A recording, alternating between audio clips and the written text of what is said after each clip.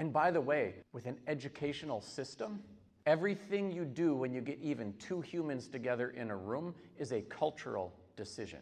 Sitting in chairs even is a cultural decision. Even the music you use in a school music program is a cultural decision. Having kids move from one class to another to the sound of a bell is a cultural decision. It's designed to enculturate people to be good, obedient factory workers who move from one shift to a break and back to work to the sound of a bell, even though we no longer have factory jobs to give them.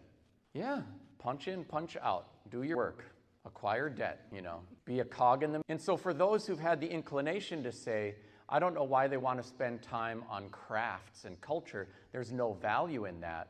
Why is teaching the kids to move to the sound of a bell so valuable that we do it for 174 days a year, multiple times a day, but there's no value to culture, to connecting people to themselves, to having them and their community feel right about the learning happening in our space?